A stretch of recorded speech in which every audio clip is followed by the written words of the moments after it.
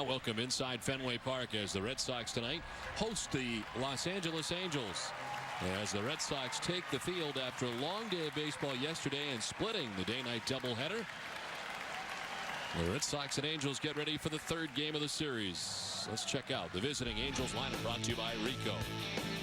Leading it off at third base is Sean Figgins with Orlando Cabrera at shortstop. Vladimir Guerrero in right field. Garrett Anderson, the designated hitter. Gary Matthews Jr. in center field. Casey Kochman at first base. Iser is Turris at second base, bats seventh. Jeff Mathis doing the catching, batting eighth. And Reggie Willis in left field, bats ninth. The starting pitcher is brought to you by Infinity. And tonight on the mound for the Red Sox, it's Curt Schilling. Well, this will be start number 18 on the season for Schilling. His third since coming off the DL. He is 6-5 on the year with a 4.06 ERA. The last outing at Baltimore, 6 innings in that game, 5 hits and 1 earned run. Could have had the win in that game, but the Red Sox ended up losing it in 10 innings, 6-3 to Baltimore. Against the Angels, 1-1 this season in 2 starts with a 2.57 ERA. The Red Sox defense is brought to you by your Boston area Lexus dealers. They are third in the league with 66 errors in 122 games. Kevin Youkilis gets to start at third base. Julio Lugo, the shortstop. Alex Cora at second and Eric Hinsky at first. Left to right, Manny Ramirez, Coco Crisp, and J.D. Drew. And Jason Varitek once again behind the plate catching Curt Schilling. The umpiring crew, Mark Wegner calls the balls and strikes tonight with Mike Winters at first base, Bruce Fremming at second base, and Brian Runge is the umpire at third. Where available, this telecast can be heard in Spanish by selecting the SAP button on your television remote. Enjoy the game. Buenas noches, amigos. Well, a beautiful night at Fenway Park. It has cooled off here a little bit. It's been warm over the last couple of days, but kind of a cool front coming through the area. And it is 70 degrees here tonight. 37% humidity and clear right now. The breeze that lightly blows from left to right as the Red Sox and Angels get ready for the third game of the series. Curt Schilling ready to go here as tonight he makes his 18th start of the season. Red Sox are 3-2 on the homestand with a split of the day-night doubleheader yesterday and a record of 73-49. Most wins in the majors. Second are these Los Angeles Angels. They have 71 victories. Sean Figgins leading it off, hitting at .339 with 2 homers and 45 runs batted in.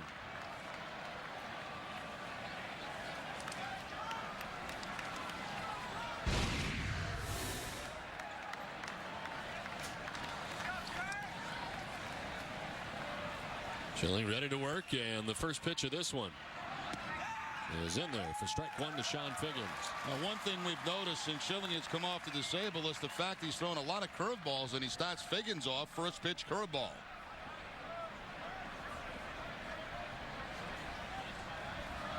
Dropping the bunt down, Youkilis charging, but it's a foul ball. Figgins will have to come on back.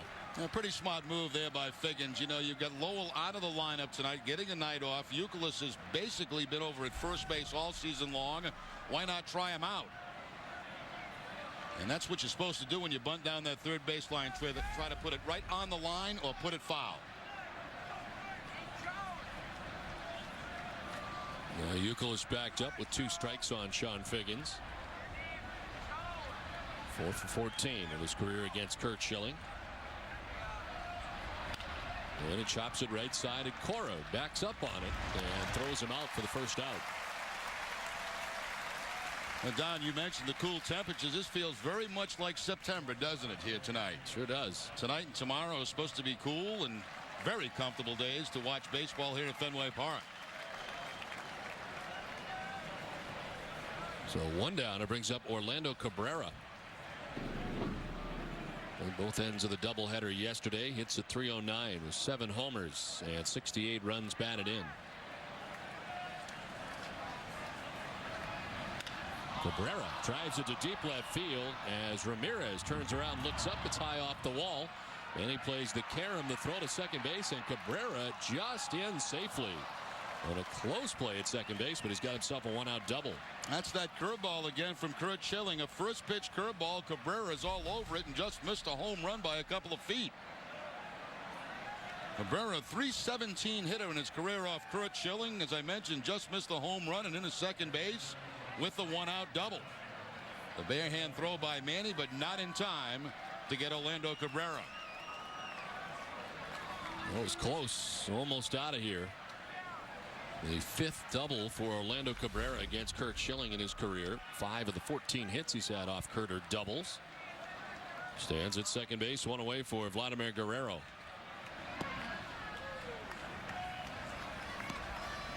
Guerrero starting the night hitting at .323 with 18 homers and 96 runs batted in. He is 8th in the American League, tied with Derek Jeter to begin the day, hitting at .323. His RBI's 3rd, now 96. Look out for the bat. Youkilis had to, and because of it, the ball gets through. To third base goes Cabrera. Guerrero throws the brakes on, but Youkilis had to vacate the area. Otherwise, he would have been hit with the bat. Now, that's one of the strangest base hits you'll ever see right there, because Youkilis had no other option but to get out of the way of the bat as it heads right toward him, and then the baseball goes to his left. You can see him look up at the bat that's heading his direction. He ducks out of the way of that, and the ball gets through for a base hit. Good hustle by Lugo to keep the run from scoring. How's that for an uncomfortable feeling? The barrel of the bat and the baseball at the same time. Your options are limited, and he chose to get out of the way. So it is 1st and 3rd with 1 down, and here's Garrett Anderson. .275, 6 homers, and 39 runs batted in.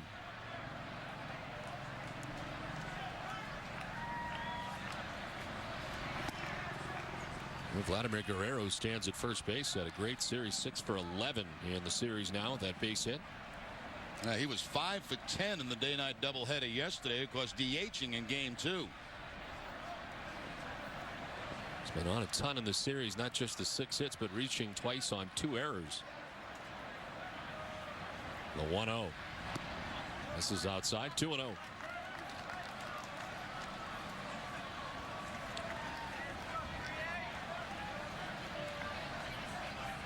Waiting on deck is Gary Matthews Jr. with 1 out. The Angels threatening here in the 1st inning against Kurt Schilling.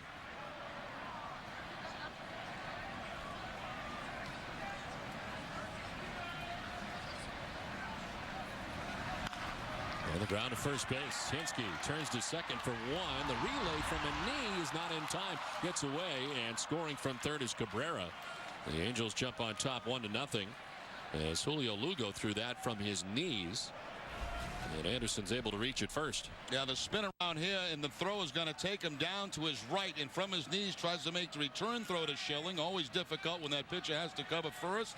They cannot complete the double play, and the run comes in. So the Angels have the 1-0 lead. So 2 down, a run in. Garrett Anderson is at first base, and here's Gary Matthews Jr.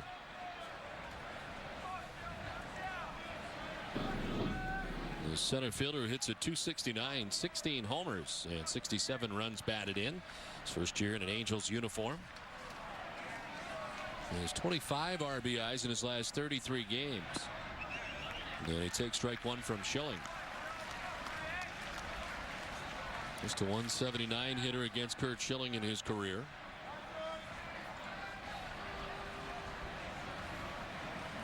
Gary Matthews Jr. has hit at just .230 on the road this season, toting a .319 batting average at home at Angel Stadium.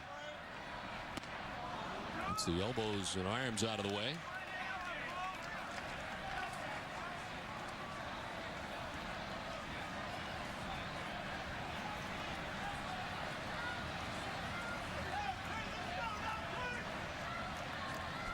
Well, the Angels are fast. Their first in stolen bases, 113. Garrett Anderson's not one of the fast Angels. Does not have a stolen base on the year.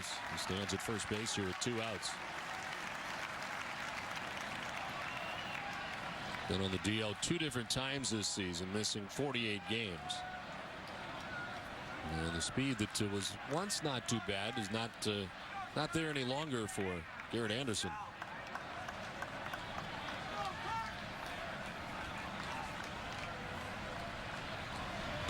Swing and a miss. First strikeout of the night for Schilling. The Angels get a run in the first. Red Sox coming up. Back at Fenway with the Angels on top 1-0. Red Sox coming up, and their lineup is brought to you by your New England Dodge dealers. Leading it off at shortstop for the Red Sox, Julio Lugo, with Kevin Youkilis at third base. David Ortiz, a designated hitter. Manny Ramirez in left field with J.D. Drew in right. Jason Varitek doing the catching. Eric Hensky at first base, bats seventh. Coco Chris back in center field, bats eighth. And Alex Cora at second base, bats ninth. Infinity brings us the starting pitcher tonight. And for the Angels, it's Jared Weaver. Weaver making his 21st start. He is 8-5 on the season, 3.85 ERA. Actually, back-to-back good starts. One against the Red Sox. He was not involved in a decision.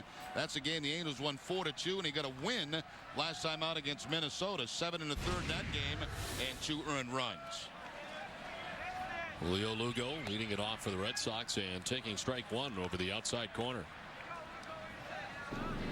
Lugo starting the night at .239 with 6 homers and 57 runs batted in. Sits safely now in 7 of the last 8 games. And at a .419 clip over the last 8 games. Framed nicely by Mathis, and it's in there for strike 2, 0-2. Red Sox will see the fastball, the curveball, the slider, and the changeup tonight from Weaver.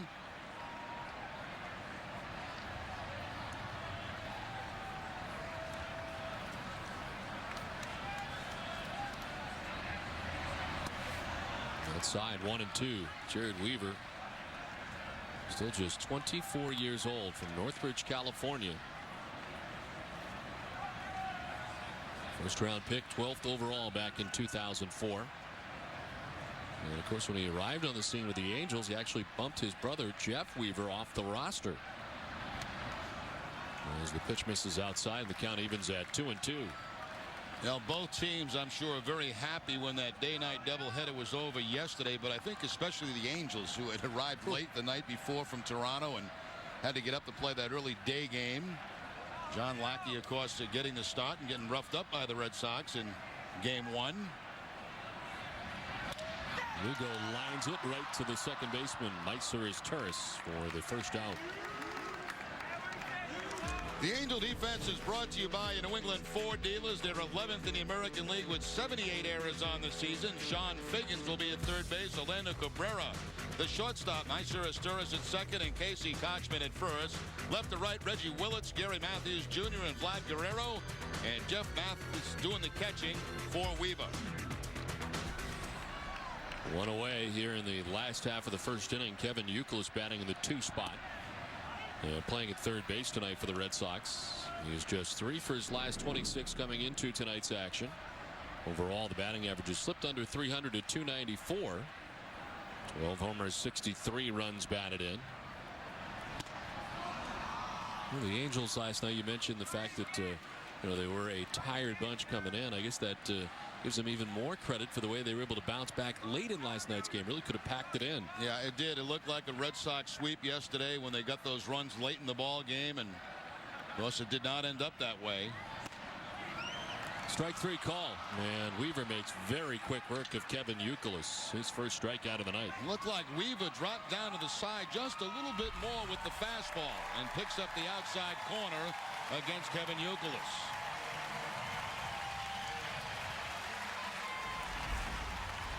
So 2 down in the first inning, and it brings up Big Papi.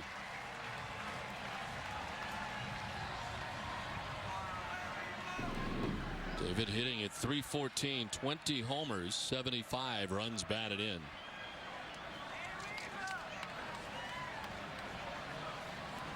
He was 4 for 9 in the day-nighter yesterday. Time now for the Coors Cold Blast. He got the day-night doubleheader started off great. In the first inning, a 2-run shot off John Lackey. His 20th home run of the year. Would have 4 RBIs before day's end, and a big second game as well. As he takes ball 2, 2-0. He had been just 4 for 31 coming into that day-night doubleheader, and again 4 for 9. And you see the very good numbers against Weaver, 4 for 8 with a homer. Just off the outside edge, 3-0. Weaver wanted that one.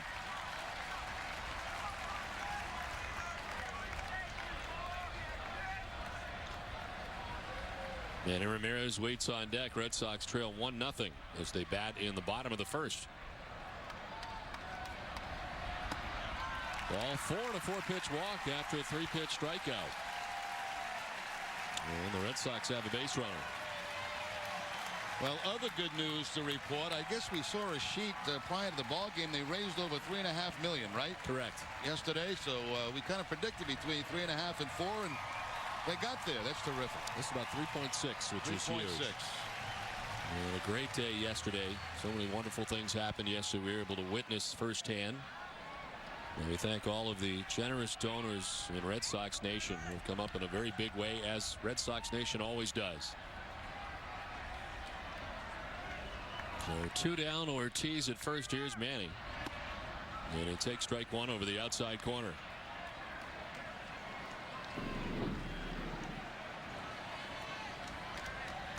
And at 293, 19 homers and 80 runs batted in. Sits safely now in 6 straight games.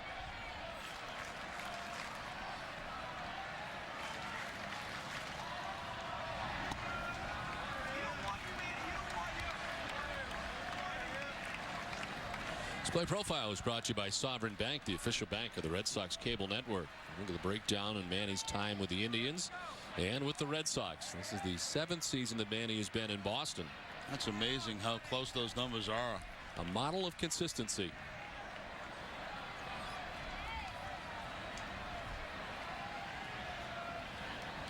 The 1-1. Outside, 2-1.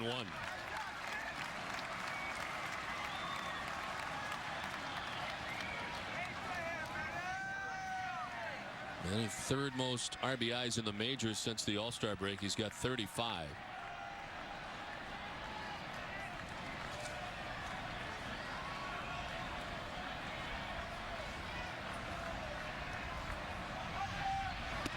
Swing and a miss. Snap throw to first, and Ortiz just back in there. As Mathis tried to throw in behind him at first base, with Kochman applying the tag late. Nice snap throw by Jeff Mathis to catch it from one knee. And a little hesitation by Ortiz out there made it very close at first base. Takes a while to get that big body moving back to the bag.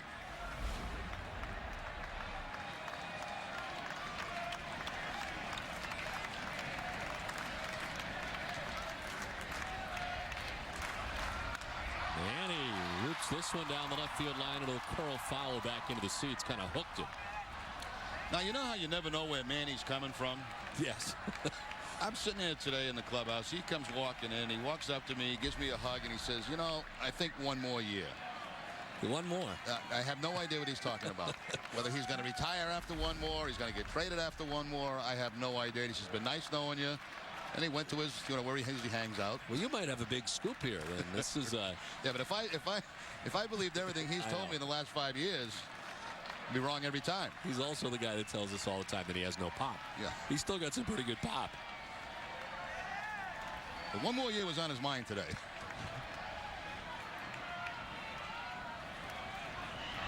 Swing and a miss. Weaver elevates and strikes out Ramirez. Red Sox trail 1-0.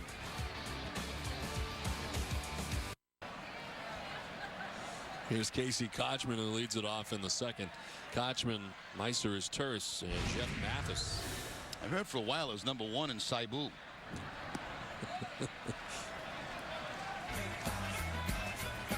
He's got a great beat. You can dance to it almost any time, anywhere. Daisuke winds and throws. Jerry, was that the... I think it might have been, not sure, but I think it was it. It's one of those songs that's never going to get old. This one has popped up. As Veritek comes back, it'll land on the screen. It's almost like Beatle music, you know. Yeah. I mean, those who grew up in that generation can sing every single Beatles song that was ever made. Right. It's pretty much the same with this young generation now with Gyro Ball. This is something they'll be singing 40 years from now. It's all about lastability, wearability. Can it last, 3 decades from now? And I think clearly the answer is yes. Did you get a residual check yet? No, I haven't either. Sadly.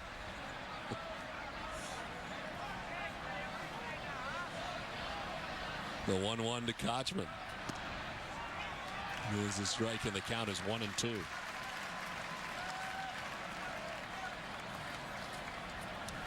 Kochman had a 4-hit performance in the first game yesterday. A career high in hits. as he fouls off another, and it's 1-2.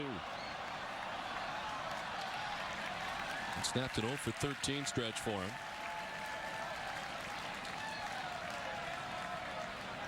It's been very good defensively also for the Angels at first base. Just 2 errors in the last 171 games at first base. The Angels' first round pick back in 2001. On the ground and well placed with Youkilis off the line. It's down the line. And Ramirez all the way to the corner to dig it out. Kochman headed for 2 and in to second base with a sliding double. Second Angels double of the night. That's been quite a series for Casey Kochman. 4 for 4 yesterday. And now leads this game off with a double. A fastball that's inside and just kind of muscles it to the opposite field by the third baseman Youkilis and all the way down to the 310. So Kochman with the leadoff double here in the second inning. So Kochman stands at second base as the Angels able to gather a run after Orlando Cabrera doubled in the first inning. He scored. It was Meiser's Turris who homered off Curt Schilling in Los Angeles when the Red Sox are out west. He's got 5 home runs. And he jolts it out towards deep left center field. On the move is Crisp and Manny. It's Ramirez who makes the catch, twists and fires it back in as Kochman tags ahead for his slide and just in safely. Ball dropped by Youkilis. But as Turris, who sends it deep out towards left center, is the first out of the inning. It looked like that ball was going to drop between Coco Crisp and Manny Ramirez, and then the play at third base is much closer than I anticipated. Manny going a long way to get this, spins around, makes that quick release to third baseman. Kochman in with the head first slide. I didn't think it was going to be that close. Now the infield comes in for the Red Sox with the 1 out here early in the ball game. Here's Jeff Mathis sitting under 200. The Angels catcher at 195 with a home run, 8 runs batted in. Number 8 batter. Remember, he's the guy they used to squeeze. Remember that play in, yes.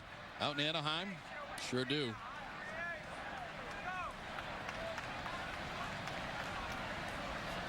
One thing about Mike Scioscia, he's not afraid to do that. He does it a bunch. Did it when David Eckstein was here quite a bit. An exciting brand of baseball under Mike Scioscia. And he's always had the right guys on his roster to do those types of things.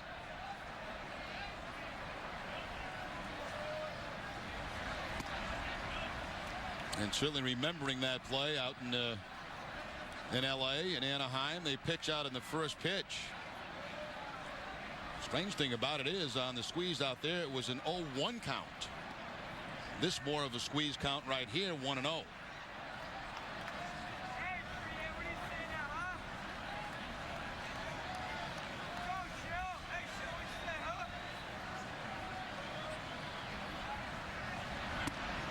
Pitch inside, it's 2-0. When you think of all the managers around the league, the one you fear the most in that regard, I would have to say would be Mike Scioscia. I'm trying to think of another one that has I would that in his arsenal quite a bit, as much as Mike Scioscia does. I would agree with that. This type of baseball, this brand of baseball, is not played very much in the American League, which is pretty much a bang-bang league.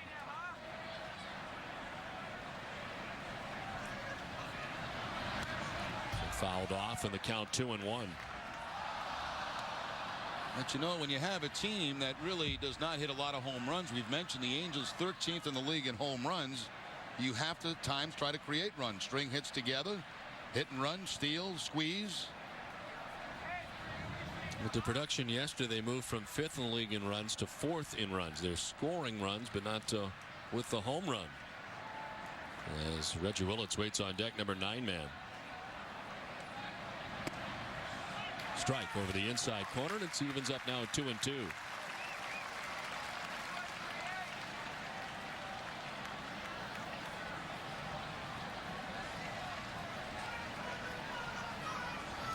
Schilling allowed 2 hits and a run in the first, and allows a leadoff double to Casey Kochman, who stands at third with 1 out in the inning.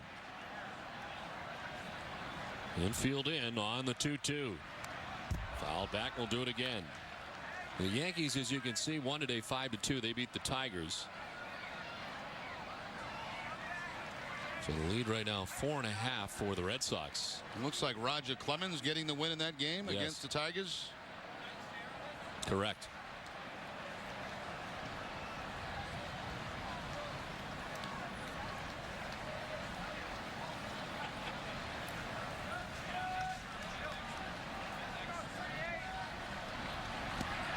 Mathis with a swing and a miss. And a strikeout for Kurt Schilling, his second. Couldn't have come at a better time. 2 down. He did not have a strikeout in his last outing against Baltimore, but 2 so far tonight, and both on the split-fingered fastball. The one to Matthews, and that one down and in to Mathis. A big strikeout with the man at third base. Now with 2 outs, the infield can move back. So 2 away for Reggie Willits, who was a real problem last night. It really started that inning off very badly for Eric Gagne. 13-pitch at bat in which Willits fouled off a bunch of pitches. And one of the better at bats of the day, and certainly proved to be for the Angels. Took a lot out of Eric Gagne as it turned out.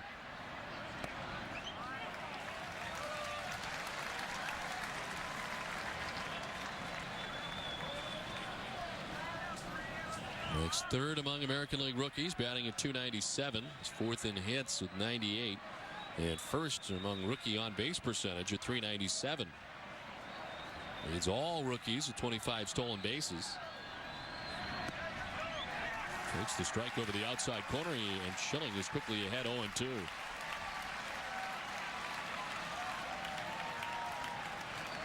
Leads in walks among rookies with 56. Sean Figgins, the top of the order, waits on deck. Schilling trying to work around a leadoff double by Casey Kochman.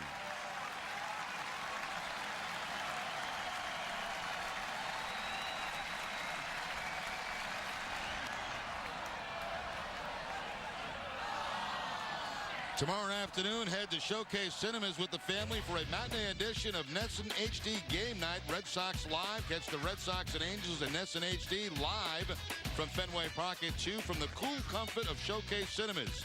Visit NESN.com for a season schedule and a list of participating theaters. 2 down. It's 0-2 to Reggie Willits. 1-2 now.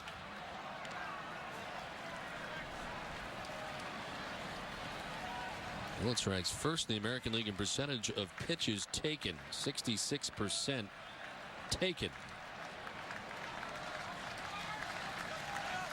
Cut down 0-2. He's fouled off a couple, now taken a pitch. It's 1-2.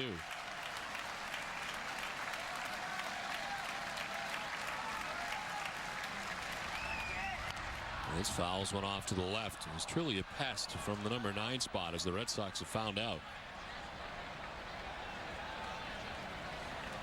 It's one of the at-bats that Terry Francona was speaking about today when addressing the media. The Willits at-bat yesterday against Eric Gagne. Was it 11 a pitch at-bat? 13. 13?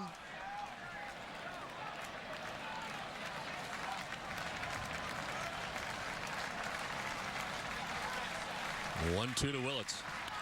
Reaches out, grounds it up the middle and out of the reach of Lugo. From third base comes Kochman with the second Angels run, and it's 2-0. Willits has done it again. A lengthy at bat this time. Drives in a run with 2 outs in the inning. Well, what happened here is 2 things. First of all, the splitter. He hits a good pitch. The ball's down very low. One hands it up the middle, but Lugo, respecting the speed of Willits, is not playing all that deep. You see, he has to shorten up a little bit because of his speed and can't get to it.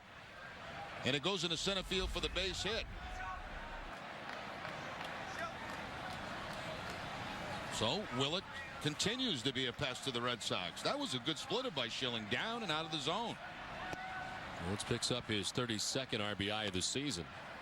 And he's got 25 steals on the season at first base. Take one more look at the location of the pitch from Schilling, and you'll see that it's going to be actually down out of the strike zone, but he just kind of one-hands it up the middle for the base hit.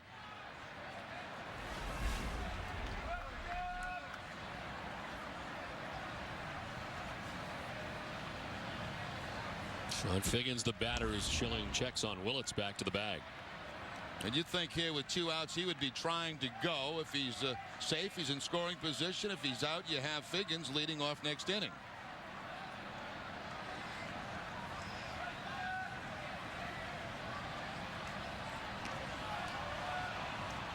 A little closer, but Willits back to the bag.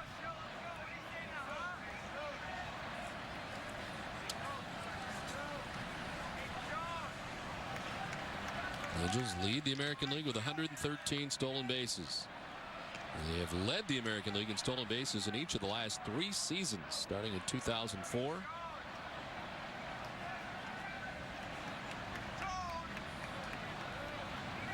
Only 3 teams in Major League history have led the league in stolen bases in 4 consecutive seasons. And since the 2003 season, when they finished second, they've been first ever since.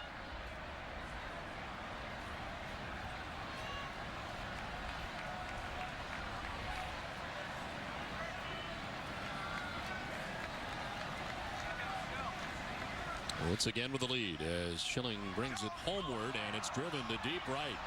J.D. Drew headed back as Figgins takes this one out of the yard. Down the line, and a 2-run shot for Sean Figgins, his 3rd home run of the year. And it's a 4-0 Angels lead.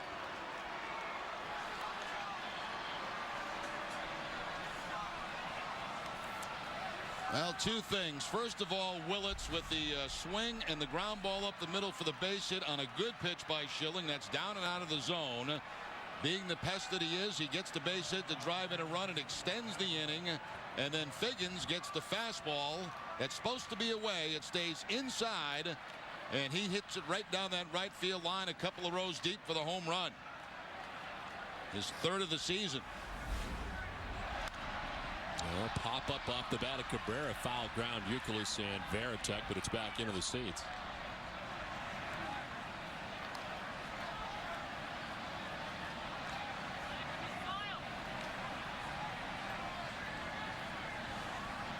One more look at the home run pitch. You see Veritek set up away. The fastball's going to be up in that area. And Figgins with the 2-run home run.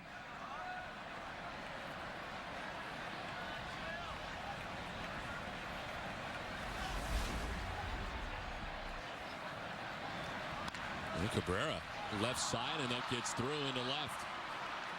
Lucas played it off to the side. It gets over the glove and into left field, and aboard is Cabrera. That's a hit. He's 2 for 2.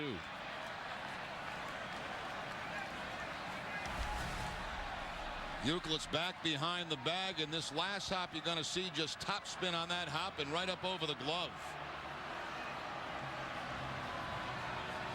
Here comes John Farrell, the pitching coach.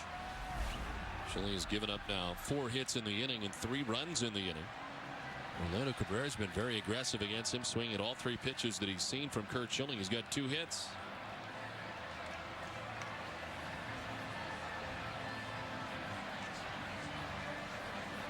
Boston Red Sox baseball on NESN is brought to you by Acura. Olympia Sports, the official sporting goods retailer of the New England Sports Network. And by Dunkin' Donuts. A beautiful look at Providence, Rhode Island on this Rhode Island day at Fenway Park. Saw water fire. Great events in Providence throughout the summer and in the early fall.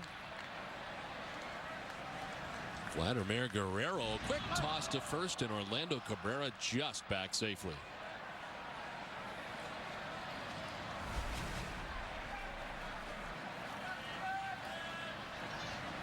I think the next time Cabrera is that close to be diving back to first base, not going back with a feet first. A little pine tar on that helmet, doesn't he? Just a little. So does Vlad Guerrero, for that matter. Can barely see the A. Vlad's a little neater, but not much.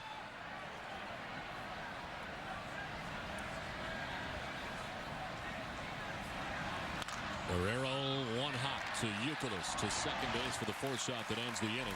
3-run inning for the Angels, who lead it 4-0 after an inning and a half. Now we're talking on this Rhode Island day. How about some lobsters from Bristol, Rhode Island? There's nothing better. And we get them free, which we also like, as J.D. Drew leads it off. See, that's the difference. You would take it free. I cannot do that. I cannot take any contributions at all. Well, that's because you're running for president. I'm not. This was popped up. Jeff Mathis with Drew in the way. They collide, but it doesn't matter because down from first is Kochman, who almost overran it. 1 away. Let's check in with Tina Cervasio. With Jason Varitek called to duty yesterday unexpectedly when Doug Mirabelli went down with his calf injury. We are now watching Jason Varitek catch two, obviously, games of the doubleheader yesterday. He's catching again tonight, but with Kevin Cash now with the Sox, here's what the manager has planned for the next 3 days. The idea is to catch Jason tonight with Schill pitching, catch Kevin tomorrow with Tavares, and probably come back and have him catch Wake. We give Jason back-to-back days not starting after catching 27 innings in 2 days, which is a lot. Yesterday, in between games, Varitek said he would be prepared to catch Wakefield if he had to on Monday. And now with Cash here, he does have experience catching the knuckleball with a couple young knuckleballers with the Paw Sox, of course. More on that a little bit later, Don and Jerry. Okay, Tina, thank you. There's Kevin Cash. Of course, been in the big leagues with Toronto and Tampa Bay in the past. And having a chance to catch Tim Wakefield during spring training. But as we've seen, it doesn't matter where you catch Tim Wakefield, that knuckleball is different all the time. And Terry Francona talking a little bit about Kevin Cash today. Terry saying the worst thing that can happen is that he's got to run back to the backstop and pick it up. Wouldn't be the first guy to have to do that with Tim Wakefield throwing that knuckleball. Tim's a little tired tonight, but he's getting ready for the next start on Monday. I talked to Jason Varitek today about playing. I was surprised to see his name in the lineup, and he said that it's probably easier for Cash to break in tomorrow against a guy like Weaver tonight. So it's almost like he wanted to play in this game, and then we'll get the 2 days off as it's scheduled right now, Sunday and Monday in Tampa. So we'll see. Catching 17 innings yesterday after Doug Mirabelli went down in the first inning. And I had the chance to talk to Doug today before the game, and he was saying that he thinks he may be ready to go before the end of the 15 days. But of course, the Red Sox can't really wait during that time and figure out if he'd be able to come back in a short time. So had to make the move last night to get Kevin Cash here. But is hopeful to be ready at the end of the 15-day DL stint. And this one is cranked down the right field line. It's a foul ball.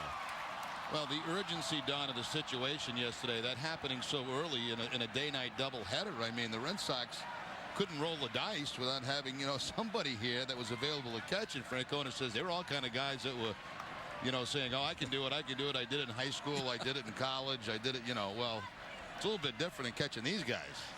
I guess he had a lot of offers from Mike Lowell, Alex Cora, and everybody else. Somebody said they hadn't done it since they were 8. Yeah, that's it. I guarantee they're going to see a little better stuff than they did when they were 8. Thanks for the offers, though.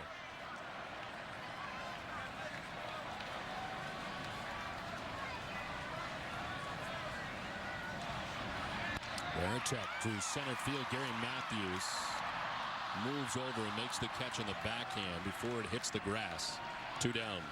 Tired of leaving your social life to chance, Don. For over 30 years, Great Expectation has offered you complete choice. Join the thousands of members who have formed lifelong relationship with Great Expectations. Visit them at greatexpectations.com. No longer leave your social life to chance. So 2 down for Eric Kinski. We knew that. It's a guy holding the sign.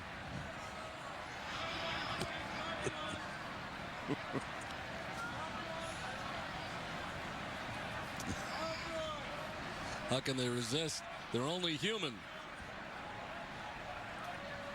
Now, the problem is they don't know me. That's the big problem. See, if they knew me. They don't need to. They can just go on your raw good looks and make that decision. Eric Kinski at 194 with 5 homers and 15 runs batted in.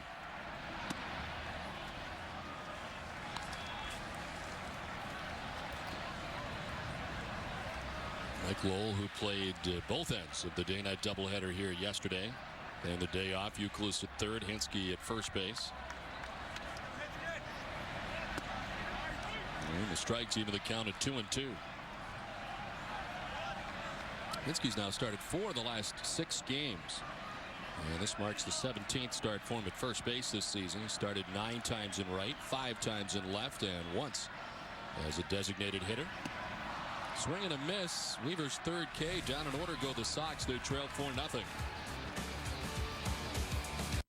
FW Webb is proud to be the official supplier of plumbing, heating, and cooling supplies for the Boston Red Sox. To learn more about how FW Webb can help you, contact your local professional contractor or visit fwweb.com. FW Webb, we've got it.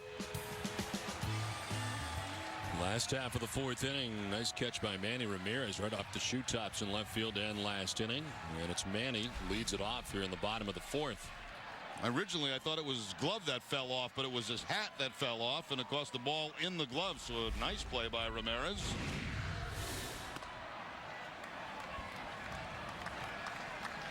And he struck out swinging first time up in the first inning.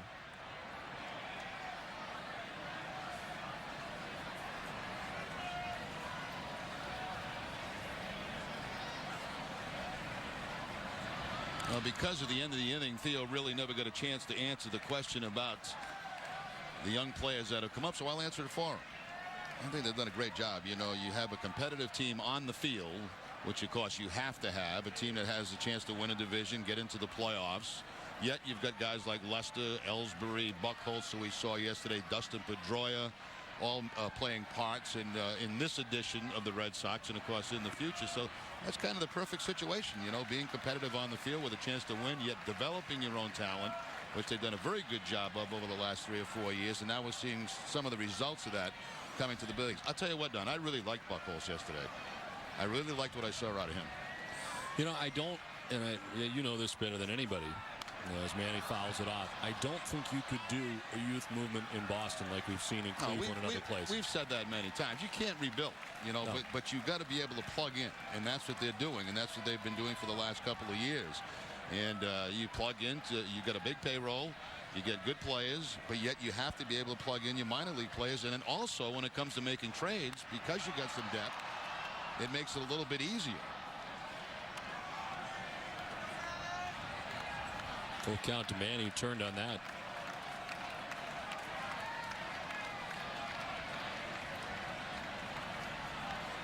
And he struck out swinging in the first inning. 3 strikeouts for Jared Weaver. Just reached the 50 pitch mark here in the fourth. And he fouls it off Jeff Mathis.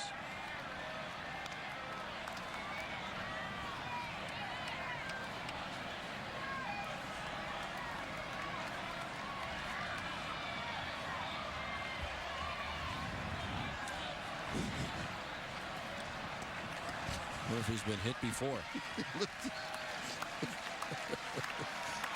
I'm thinking yes. 3-2. It's fouled off. Still 3-2. I wonder what he'd do if one came right toward his coconut. I think he'd hang in there. I think he's done it more than once. I don't think so. I think that sign would be flying all over the place. He'd be ducking behind his Miller Lite.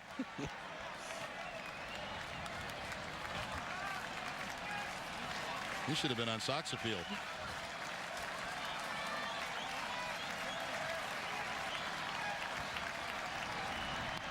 No, he fouls it off. Still 3-2.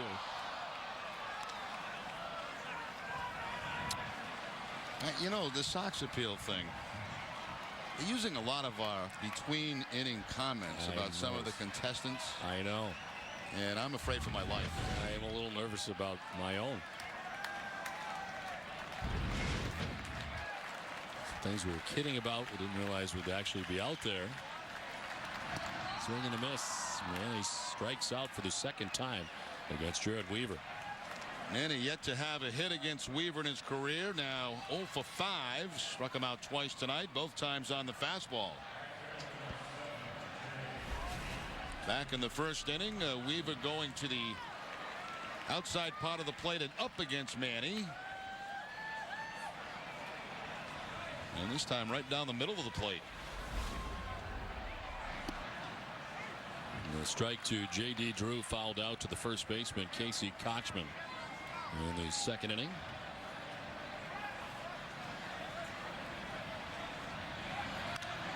Popped up, foul ground. Back comes Mathis. And it's on the screen.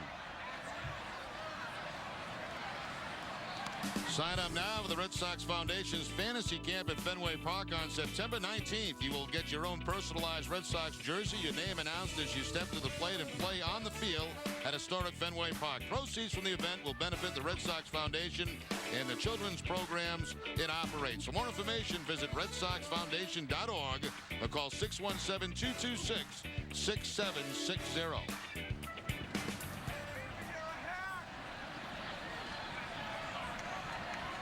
0-2 the count to J.D. Drew.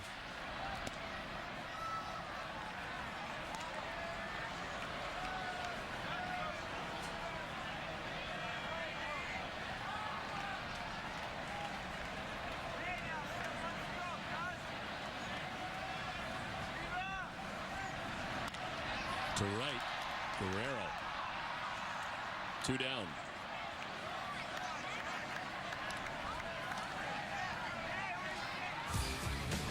Tomorrow's all-new Granite City Electric Ultimate Red Sox show with Hazel May has a special Jimmy Fund theme to honor the patients and the Sox own cancer survivor Mike Lowell. Plus Josh Becker checks in with Hazel for a special announcement you'll hear first on the Ultimate Red Sox show.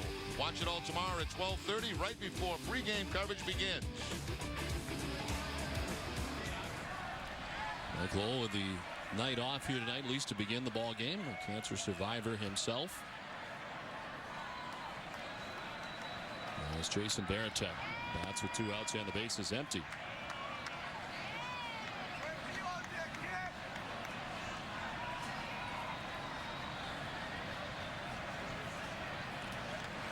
This tonight on a night when the Red Sox are honoring Tony Conigliaro Award winner Mike Lowell in the Red Sox dugout as Varitek pops out. It's a 1-2-3-4, 4-0 Angels. How you doing? What do you have after that? I know you said that that's all you got, but you got to have something after. How you doing? No, that's it. I told you that's all you need because things change. Nothing may be doing then, but then 5 minutes later, something may be doing. What if she says, "How you doing? What's up?" You just stare back at her and say, "That's all I got." I said, I asked you first. How you doing? This could go on forever. That's why I don't want to get back into the game. What's the point? Orlando Cabrera was 2 for 2 against Curt Schilling tonight as he leads off the 5th. Well, let me hear some of your smack. I ain't got nothing, but you're getting on my smack, and you got nothing. At least I got something. I got nothing. You got nothing. So what are you getting on me for? I'm not. I'm just wondering what you got. I'm trying to learn from you because it's pretty good. I mean, it works. It's just there's got to be something else in case, like, I gave you the best line that you could ever have. Yep, I agree. A couple of years ago in New York. I agree. Not sure we can share it with everybody else. This is on the ground off the side of the mound, but Cora's there. And for the first time tonight, Orlando Cabrera is retired. See, that's why I'm trying to look to you for some solid advice. We were out to dinner with a bunch of single guys, right? Correct. And we walked by this beautiful lady who was eating alone at the table. And I walked by and I said, "Are you alone?" And she said, "Yes." And I said, "Well, you shouldn't be." And then you turned and walked away, and her mouth was wide open. It was very impressive. So I got more than how you doing. Yeah, I forgot about that. And you get on me and you got nothing. No. I forgot about that. But, yeah, that was very impressive. Pretty good, huh? Yeah.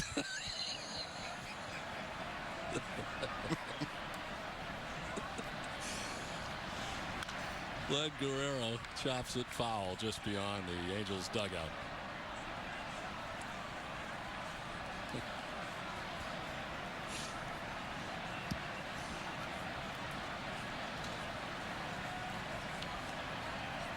What if she said, "My boyfriend is a professional wrestler, just went to the bathroom and he'll be back in a moment." Then when he came back, I would have said, "How you doing?" I wasn't doing this for myself. I was doing it for some of our friends that we were eating with, trying to break through for them because they were a little nervous and we're just trying to help out. Greg Petranzio was trying to get the date that night, and so I was just trying to help out.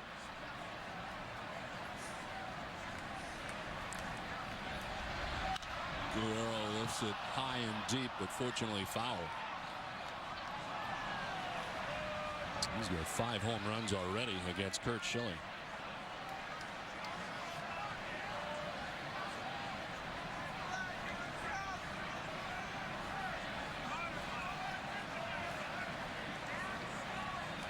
Garrett Anderson waiting on deck. The Angels batting in the top of the 5th.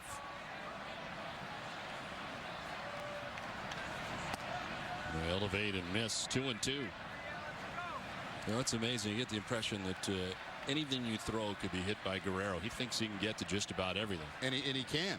It's amazing. He's tremendous reach with his arms.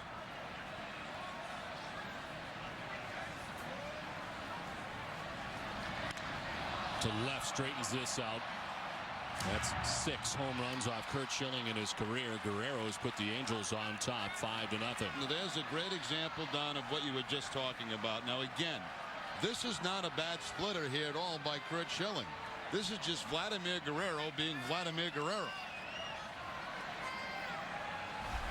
Watch the location of the pitch. It is going to be down, but Guerrero goes right down with it. His backside's gone, but his hands stay out over the plate, and he lifts the ball into the monster seats. I mean, that's not a balanced swing.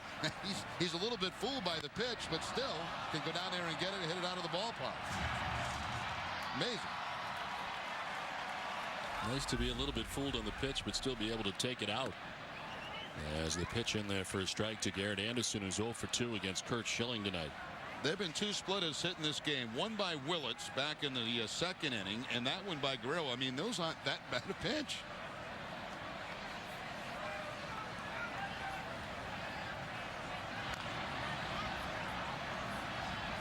Two home runs off Curt Schilling tonight. Sean Figgins' 2-run shot in the 2nd.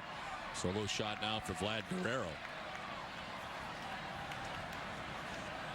It's now 15 home runs allowed by Curt Schilling. Daisuke leading the staff in home runs allowed. He's given up 17 home runs in 164 innings. Keep in mind, though, the time of the DL for Schilling this season. Down to first, Chinsky's got it. And there's 2 down in the inning.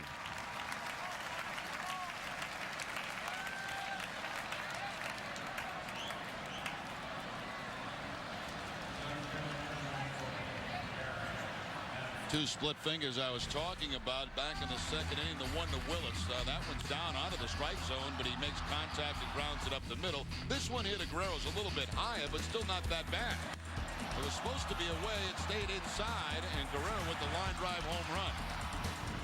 But I mean, a lot of guys can't lift that ball and get it out of the ballpark.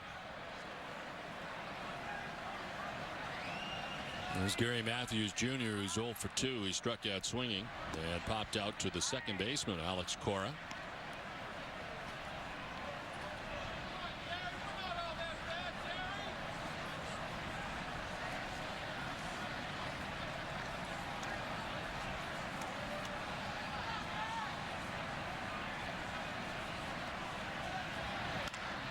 Line to Cora this time, who makes the grab to end the inning. Solo shot for Guerrero. Angels lead it 5-0. Last half of the 5th inning back at Fenway. Eric Hensky leading it off. A strikeout victim first time up. It looked like he may have punched at it. They check he did, says Brian Runge.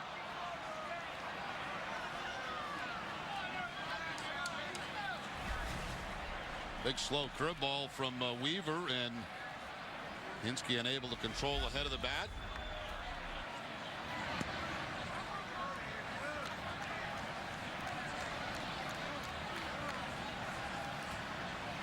Weaver with 4 strikeouts so far tonight, 1 walk. Gave up 2 hits, and they were back-to-back to Cora and Lugo in the 3rd inning. Broken bat goes by the mound. First baseman Cochran. Nobody's going to cover because Weaver was just trying to get out of the way of the bat. Bats flying all over the place in this game. We saw that play earlier in the game where Youkilis had to duck out of the way and the ball got through for a hit. Now Weaver has to stop. He can't cover first base because of it. And of course, when Kochman gets it, there's nobody there. But you can't blame Weaver. He's getting out of the way of the bat.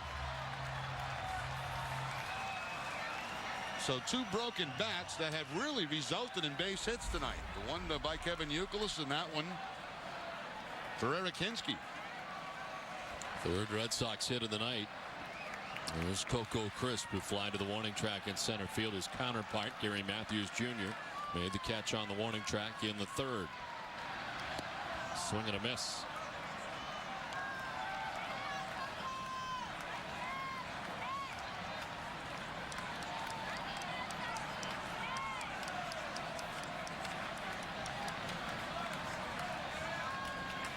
The lip of the grass at third is Sean Figgins.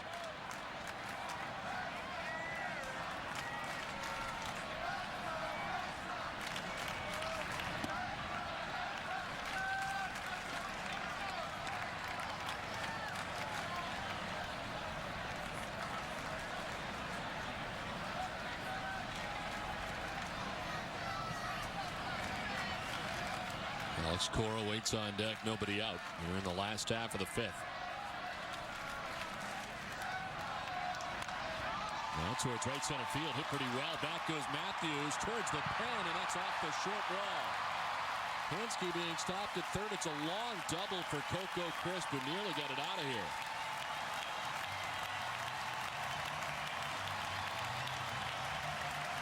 I'll tell you what, that's a heck of a play by Matthews out there. This ball's going to bounce off the bottom of the Red Sox bullpen wall. And he's very close to the wall, but he's able to make the play on the bounce, quickly get it back in, and that keeps a run from scoring. Barehands it off the wall. And Coco did not miss a home run by very much.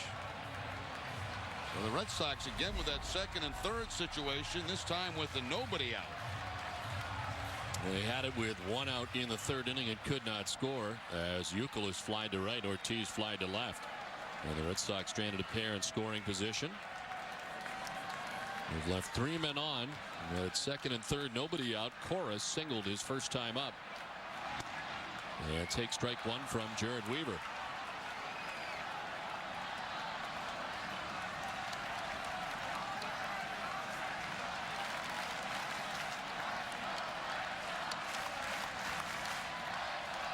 It's 5-0 Angels lead. Red Sox trying to chip away.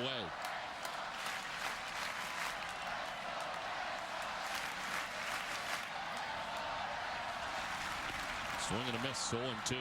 Weaver's had a pretty good changeup tonight. I think better than what we saw out in the West Coast.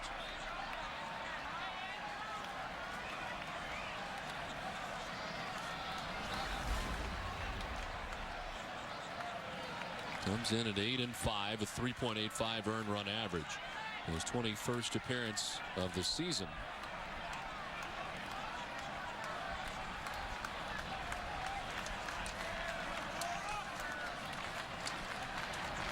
Cora gets hit.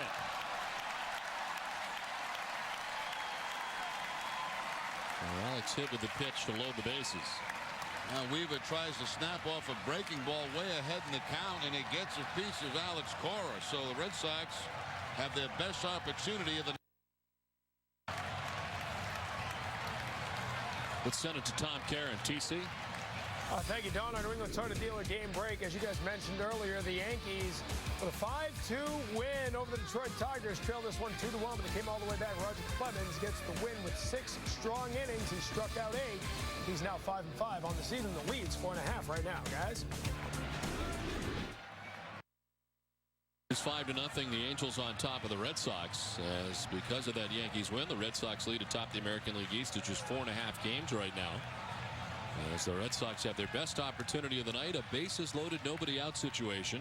In the bottom of the fifth, Jared Weaver has been visited by Mike Butcher, the pitching coach. And this is what loaded the bases. It looks like he got the back leg, the left leg of Cora. Penske at third base, Crisp at second base. Cora at first, nobody out. Julio Lugo is lined out to the first baseman, Casey Kochman, and double to left field in the third. He is 1 for 2 tonight.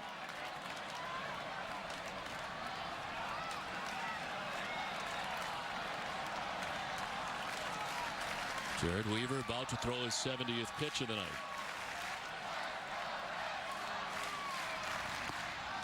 Strike one to Lugo.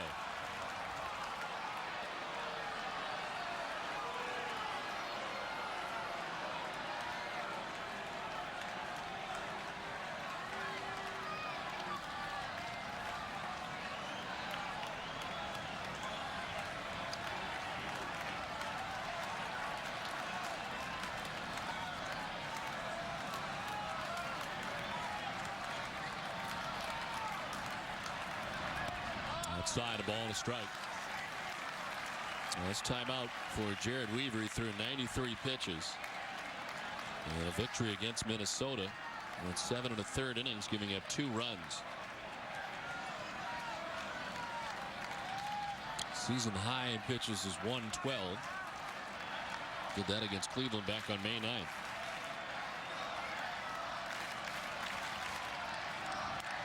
Lugo lifts it foul off to the right.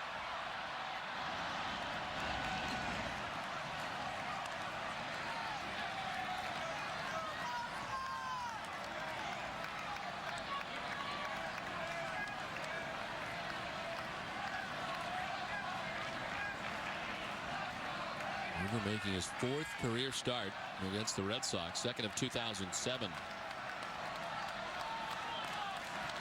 1 with a 2.89 ERA lifetime.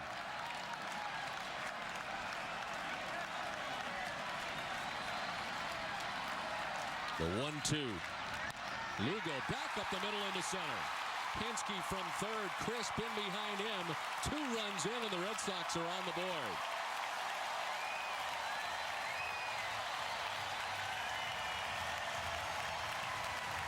Weaver's made a couple of bad 2-strike pitches. The one, obviously, that hit Cora way ahead in the count. Now he hangs a breaking ball here to Julio Lugo.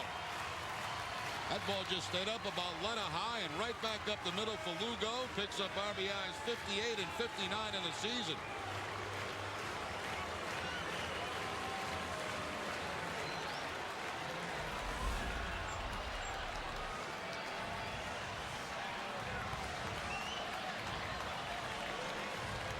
Two on, nobody out. And here's Kevin Youkilis, who's 0 for 2. He struck out looking in the first, fly to right in the 3rd inning.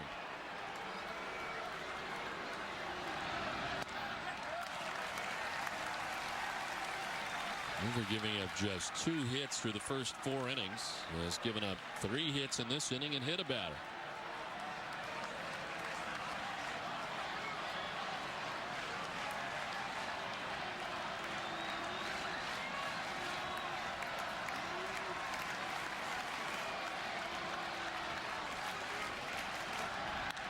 To left, a base hit. Cora being stopped at third. Red Sox reload the bases. That's the 4th hit of the inning and the 5th straight member of the Red Sox to reach.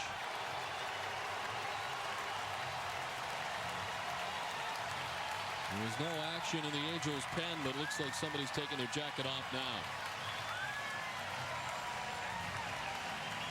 Now it's going to be interesting as you get to the end of this game what Mike Scioscia has left out there. He used K-Rod in back-to-back days. A tough outing in Toronto, and then of course an extended outing yesterday here at Fenway. Darren Oliver, the left-hander, the only left-hander in the bullpen, starts to loosen up.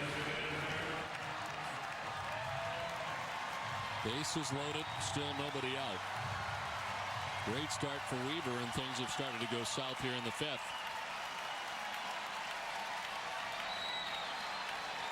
Big Papi stands in a walk on 4 pitches in the first, fly to left. The 2 in scoring position in the 3rd. To right field. Deep, far, Big Papi with a grand slam.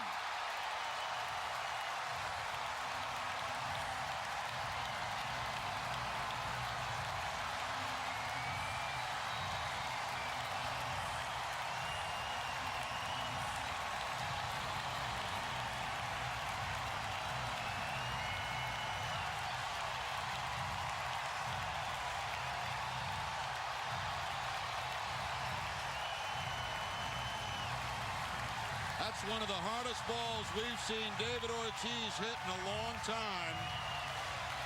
He just absolutely crushed that ball, and he knew it as soon as he made contact.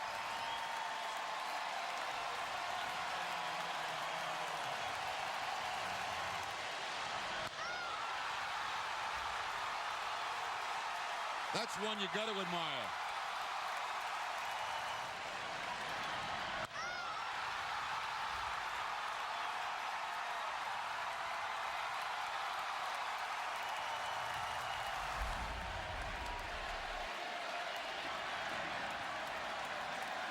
Fenway Park absolutely erupting as the Red Sox trail 5-0 and now enjoy a 6-5 lead.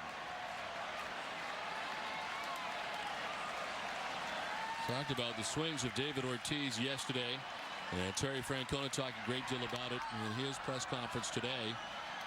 And the swings we've not seen from David Ortiz in a while from a comfort standpoint. That's Weaver staring at Ortiz as he comes around third base. I don't think he liked the way David watched that ball go out of the park. He was watching him down the first base line, then picked him up as he came around third. Or if he's just looking in disbelief at how far that ball was hit.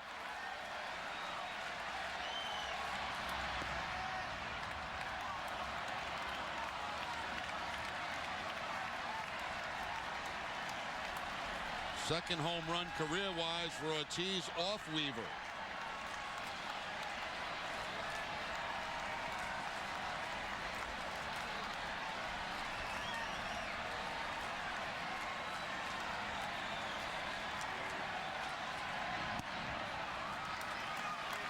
Two and two now to Manny.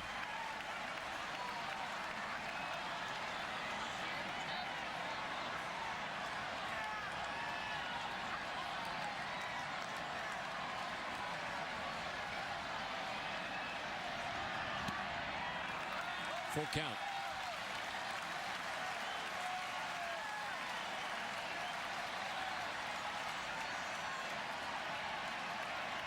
Well, he struck out in the first and again in the fourth. Two of the four strikeouts for Jared Weaver. Swing and a miss. Ramirez striking out for the third time tonight against Jared Weaver. And there's the first out of the inning.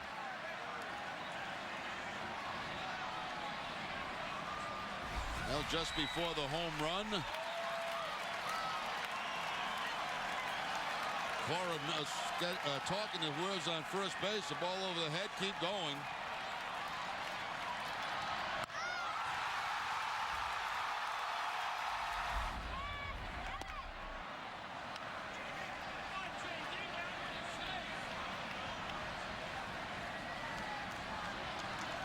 J.D. Drew has fouled out to first and line to right. He's 0 for 2.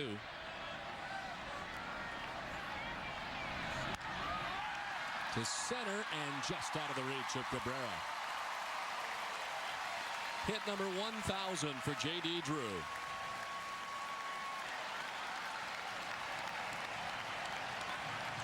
And the last batter that Weaver will face tonight. Got to get that baseball for J.D. Drew. Salasay is trying to do just that, and Weaver gives it up.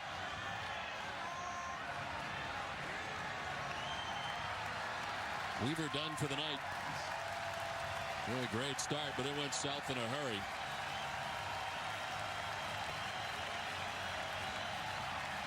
This call to the bullpen is brought to you by your New England Ford dealer. Visit your local Ford store or go to newenglandford.com to register to win tickets for the September 16th race in Loudon, New Hampshire.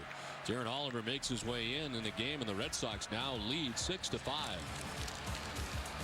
6-5 Red Sox lead. One more look at the grand slam by David Ortiz, his 21st home run of the season. As there was no doubt about that one at contact.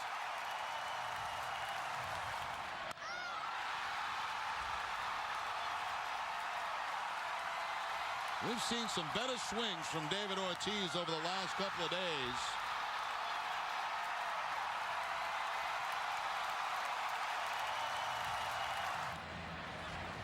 Really wonder how much health has to do with that and whether or not he's feeling better. Now, Francona said that today in his conference with the media. He said, you know, he felt good yesterday. His legs felt good. His hands felt good. And certainly the results in the field have been good. Jared Weaver doesn't feel very good. It's a very tough fifth inning for him after a very good start. 8 men batting in the fifth so far. The Red Sox have scored 6 times in the inning. New pitcher on, it's Darren Oliver. Oliver making his 45th appearance of the season. 42 innings, 42 hits, 31 strikeouts and 16 walks. He's making his 5th appearance against the Red Sox. 3 2/3, 4 runs given up. First base Jason Varitek turns around to bat from the right side. Varitek has lined to center and popped out to first base.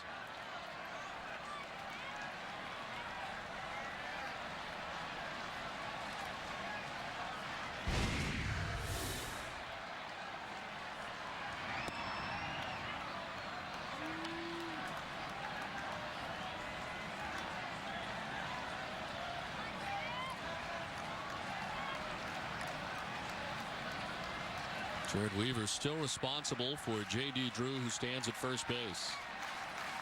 Standing behind the first baseman, Casey Kochman.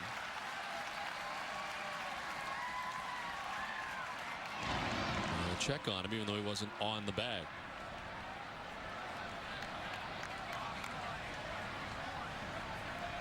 A lot of teams do this with left-handed pitchers on the mound. It gives the first baseman an extra step with his range over at first base, but you still have the option to throw there.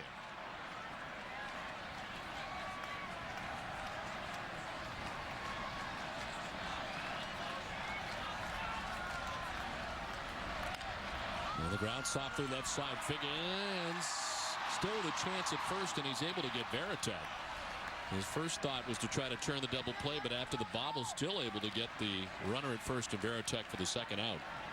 Now, he wanted to go to second base with that if he gets it clean and maybe turn a double play, but once the bobble's made, then his only option is to first base. By charging it, actually really played it into a tough hop, but was able to make the play at first and get it out.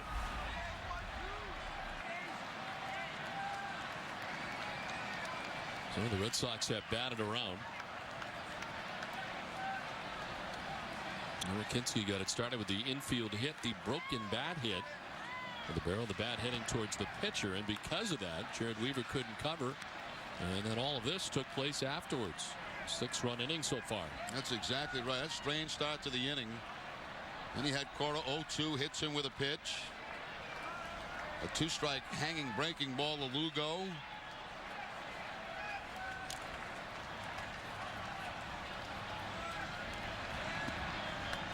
Two 2-0 to Hinske.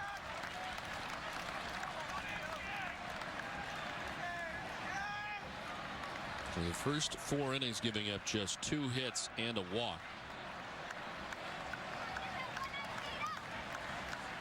The fifth, a much different story, and the book not yet closed on him. Still responsible for Drew, who's in scoring position at second base with 2 down here in the bottom of the 5th.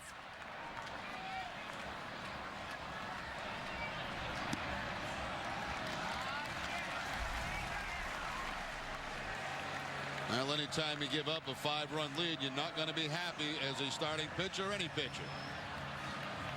And something in the dugout usually pays the price. I guess if you're a teammate in the general area, you just hope the ricochet doesn't end up hitting you. Yeah, you try not to, you try to get as far away from it as you can, because stuff's going to happen.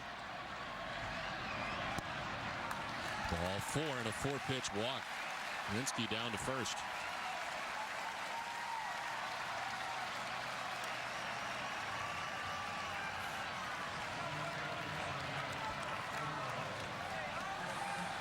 So 2 down. Hinske at first, Drew at second. And there's Coco Crisp, who hit one off the wall right in front of the Red Sox bullpen and right. Nearly got it out of here. Hit the ball hard twice tonight, flying out to the warning track and straightaway center field, and Gary Matthews making the catch the first time.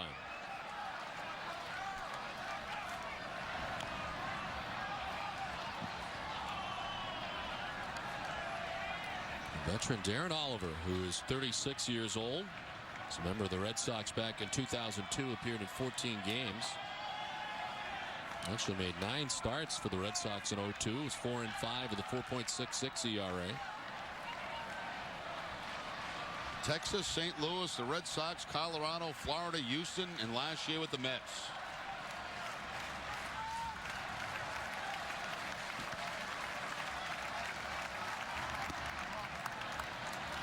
One and one.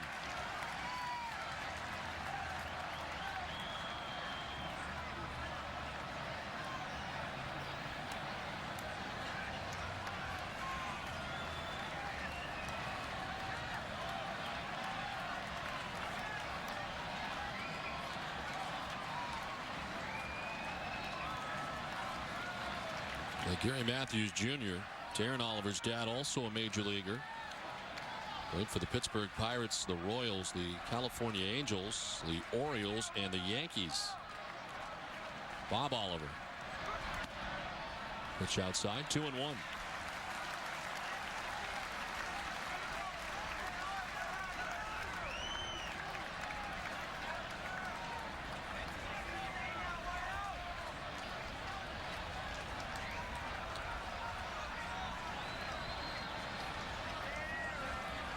Red Sox are racing a 5-run deficit with a 6-run bottom of the 5th so far. Outside 3-1.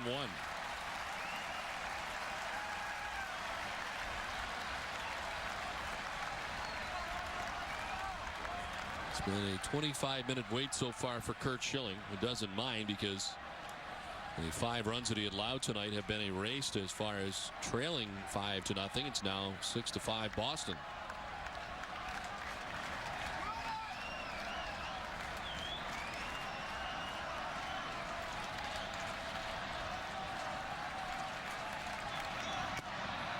Just off the outside edge. Back-to-back walks allowed by Oliver. Red Sox have him loaded again, and Scioscia wants to know where that pitch was. That's tough to see from the dugout. So you can see high and low, but it's impossible to see the corners. And you kind of get your reaction from your catcher. That ball clearly low and away.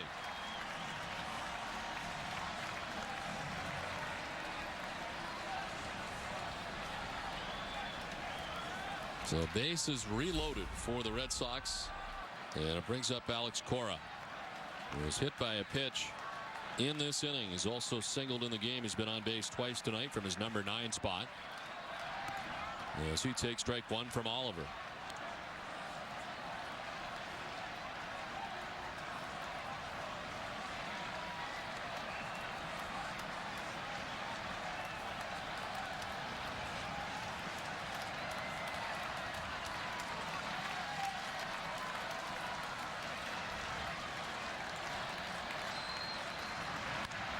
To center field, Gary Matthews Jr. is there, but the damage done. A 6-run inning, a grand slam for Big Papi, and a 6-5 Red Sox lead.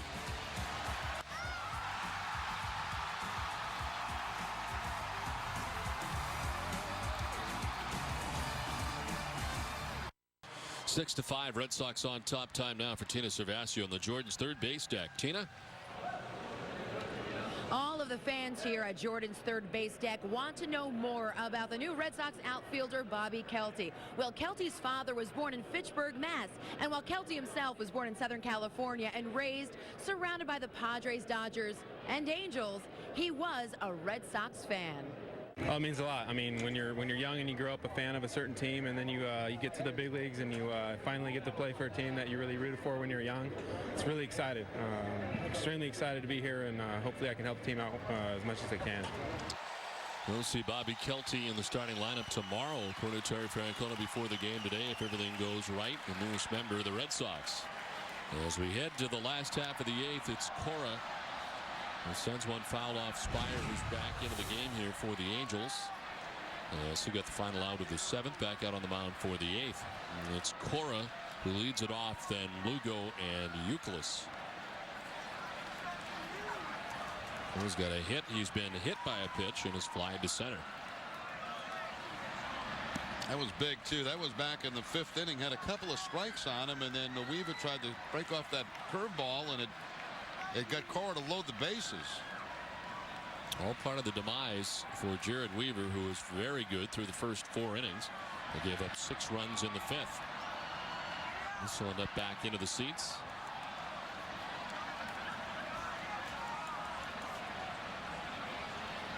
Red Sox trailing 5-0 into that bottom of the 5th. Big inning for Curt Schilling was the 6th when he came out and was able to shut him down after the Red Sox took the lead. Picture of record right now for the Red Sox. 1-2 to Cora. Down and in, and it's 2-2.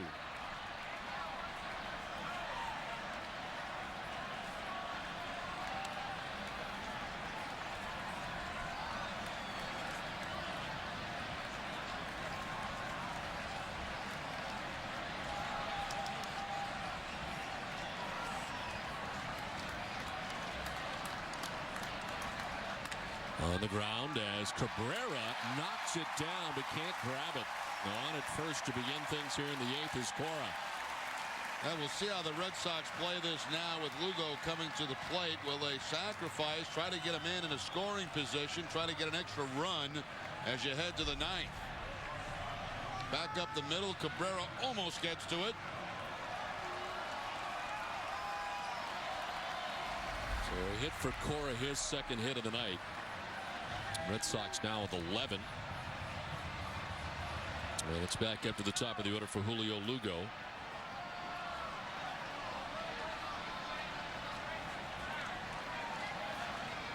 Two options for Francona, the sacrifice or maybe a hit and run. Squares, drops it down. Spire, one play and it's at first. Sacrifice gets Cora to second. There's Turris, the second baseman, covered, so 1-4 on the sacrifice. The game summary is brought to you by your local Lincoln Mercury dealers.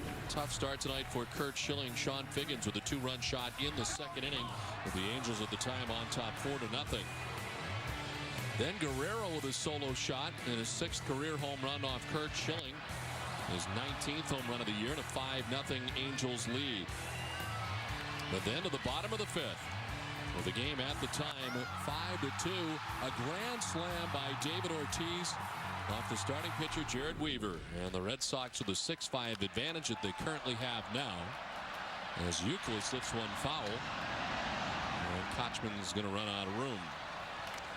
Well, with that sacrifice by Lugo, that gives him 7 on the season. That's the most on the Red Sox. Crisp has 6, Cora has 6, and Lugo now leads with 7.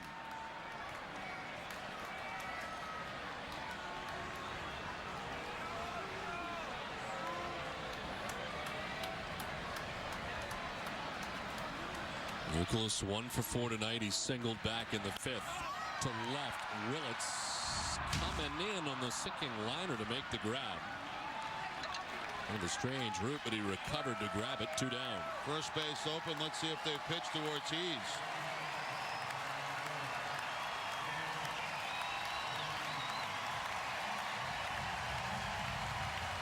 Says Social waiting to get the attention of his catcher. Here's your answer. Once he gets those fingers up. Still can't get to Jeff Mathis.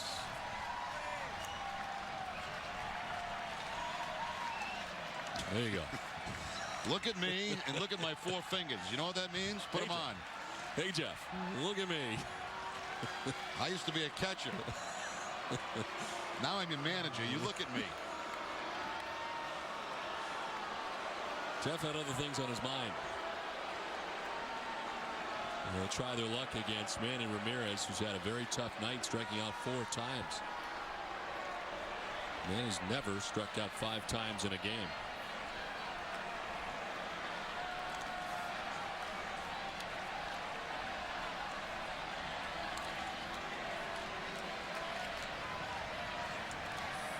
So Big Papi down to first base. Mathis out to the mound to talk to Spire.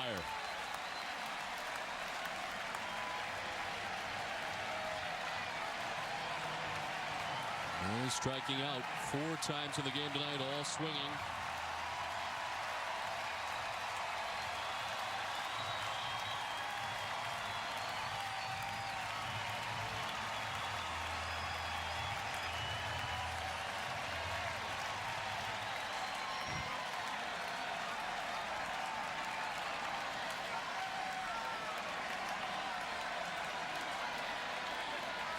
Time call. Manny backs out. Red Sox looking to add on to a 1-run advantage. 1 for 6, 4 Ks against Spire. Papelbon ready in the pen for the Red Sox in the bottom or the top of the 9th. There's the pitch outside.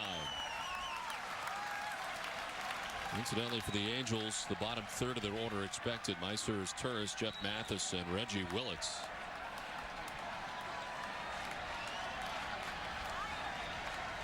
Two on, 2 down.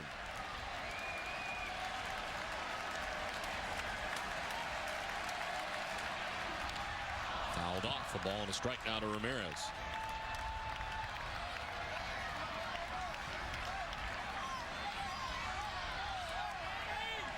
J.D. Drew waits on deck.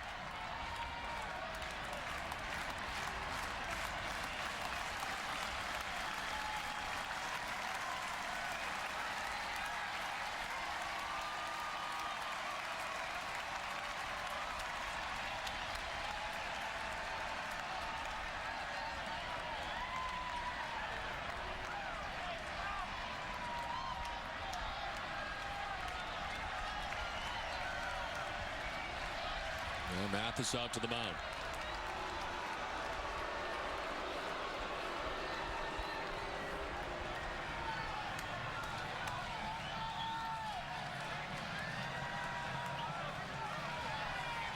For a single to begin the inning. The sacrifice bunt by Lugo. The lineup by Youkilis. The intentional walk of David Ortiz has Red Sox at first and second with 2 down here in the 8th.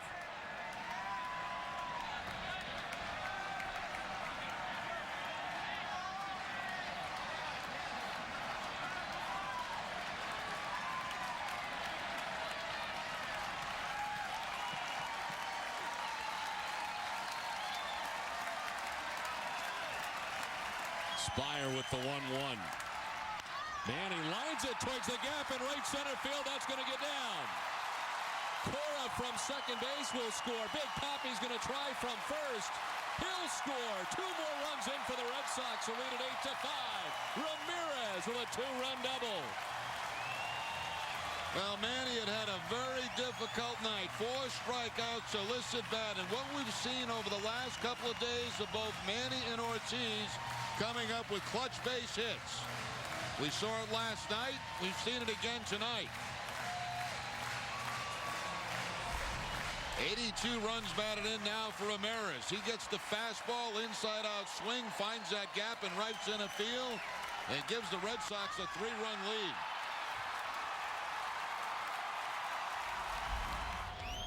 Well, Drew picked up his 1,000th career hit. Take strike 1.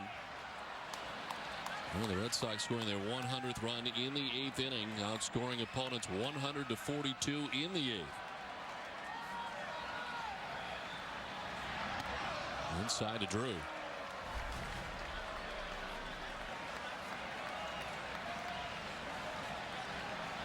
Well, after going 0 for 4 with 4 strikeouts, you celebrate a base hit and a big one that drives in a couple of runs.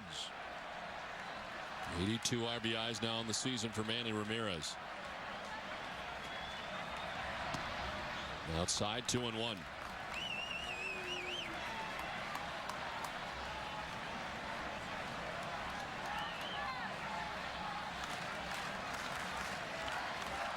Breathing room now for the Red Sox. They scored 8 unanswered runs tonight after trailing 5-0. 6 of them coming in the 5th, 2 of them so far here in the 8th.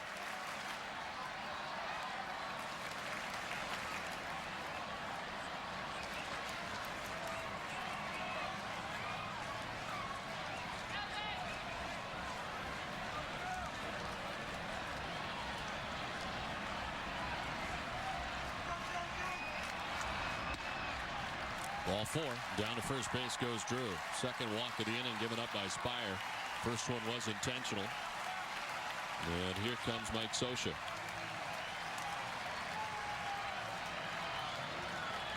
He's going to make the change here. Spire departs responsible for the 2 men on. The Red Sox have grabbed 2 runs. They've taken an 8-5 lead. The pitching change from Fenway as Manny Ramirez has given the Red Sox a little breathing room.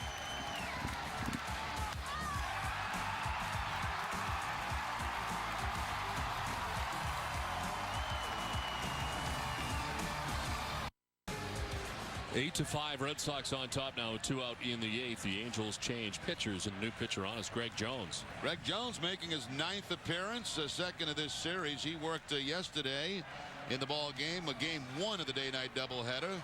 Gave up a hit and earned run. It was a home run. Had a hit, batter, and a strikeout.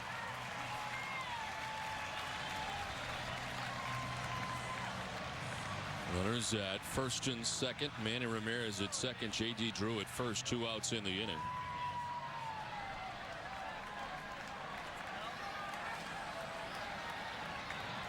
Jason Varitek 1 for 4 tonight. A single his last time up in the 7th.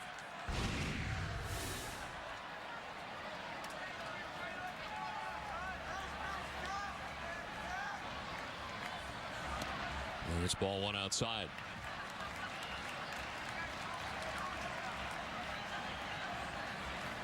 Alex Corus singling to begin the inning was sacrificed to second base by Lugo. Youkilis lined out to left.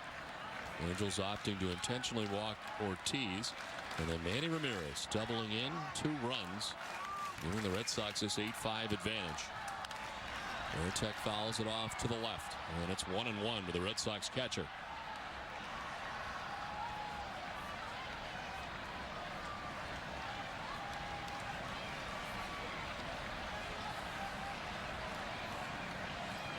Mike Lowell waiting on deck.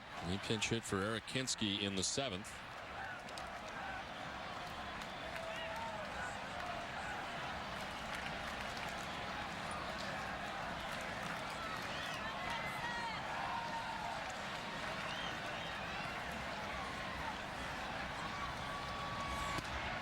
Strike 2 to Varitek, and it's 1-2.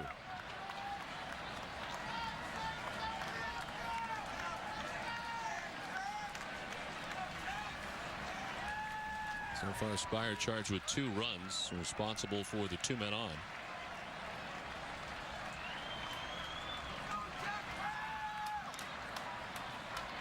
The 1-2.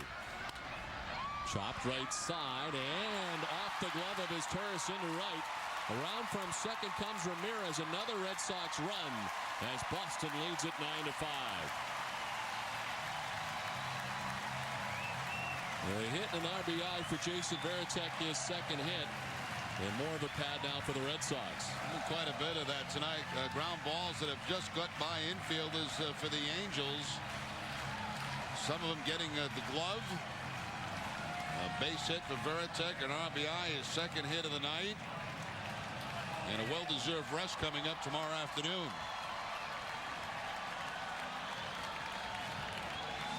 Well, Mike Lowell, his second at bat tonight, single pinch hitting for Hinske in the 7th. Will not be a safe situation for Papelbon, who continues to warm in the pen.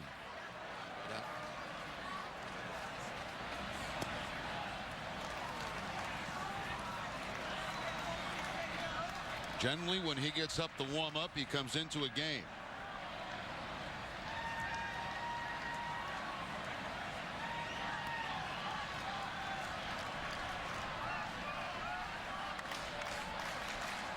Lowell, the 8th man to bat here in the 8th inning.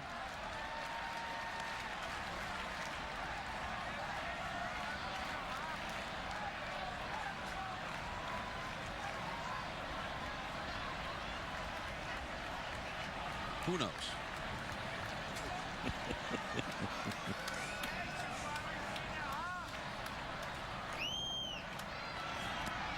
In the dirt, this one will get away. From third comes Drew, making it even 10. A wild pitch, charge for Greg Jones. Varitek takes second. It's a 10-5 Red Sox lead. Well, the first 4 innings of this game belong to the Angels. The rest of the game has belonged to the Red Sox. That should probably be a pass ball, but goes as a wild pitch. Another run for Boston.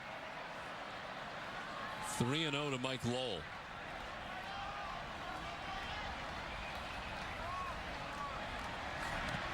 In the dirt, ball 4.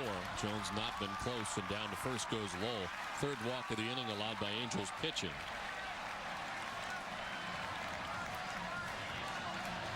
Stolman, the Angels general manager. That's Jim Beattie to his left, isn't it? Yes, it is.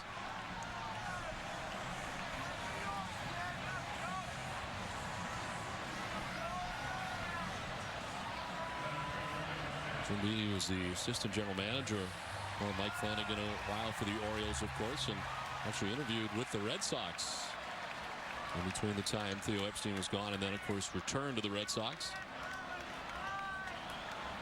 And there's Coco Crisp.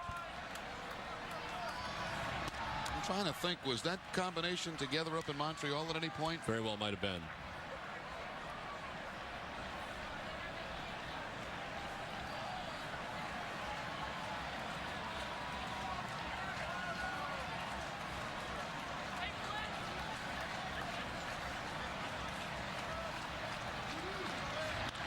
On the ground to first base, handled by Kochman, and the end of a very productive inning for the Red Sox.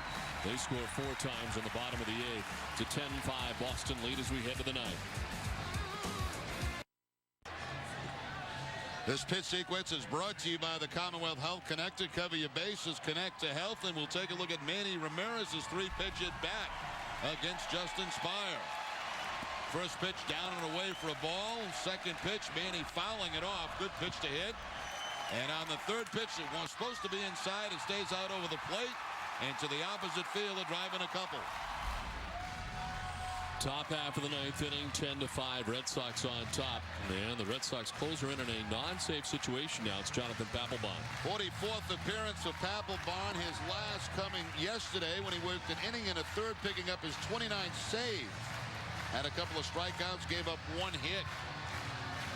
People would say, why bring Papelbon in 10-5? Well, first of all, when they get him up to throw, he's coming into the game. That's almost like being in a game for him. So you might as well bring him in. And here you are in August. I don't care what your lead is right now. You're trying to maintain this lead over the New York Yankees of 5 games. They've already won today. You bring your best in. Looking to finish it off. This is our Pepsi fan of the game. The youngster is quite a dancer. The Pepsi fan of the game. And the other thing you hope is that he has like about a 4-pitch inning. Come back tomorrow. Nice tourist Jeff Mathis, Reggie Willits expected to bat in the inning. And the complexion of this one has changed dramatically for the Red Sox, who scored 4 times in the bottom of the 8th.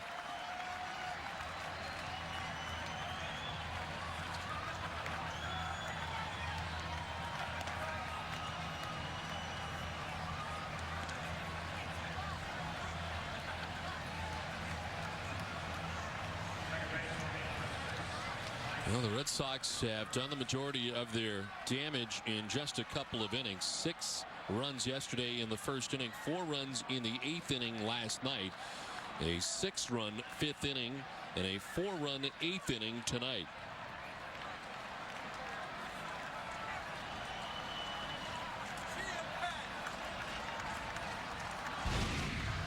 This is Turris leading it off in the ninth. Pitch is strike. Red Sox pitching has retired 6 batters in a row thanks to Mike Timlin and Hideki Okajima.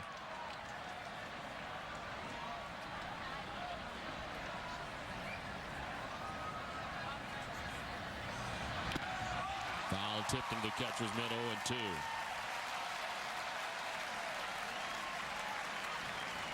Timlin working the 7th inning. Okajima the 8th, Papelbon for the 9th.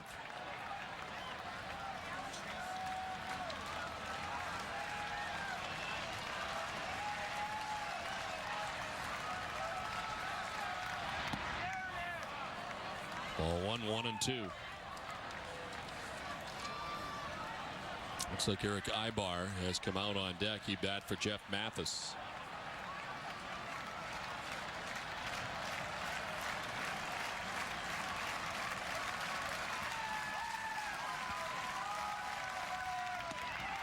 Inside, and it evens up at 2-2.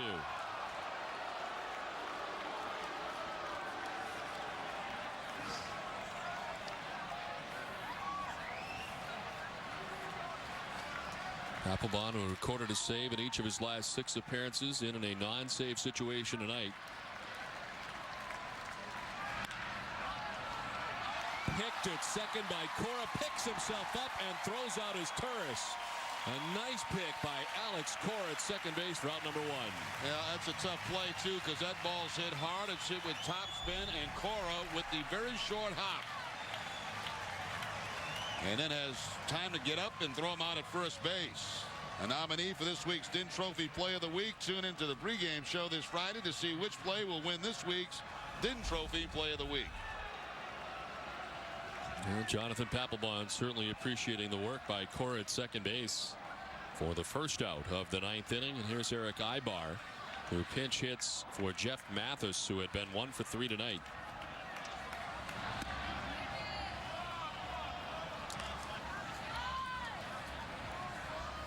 Ibar at .243, no homers, and 16 runs batted in.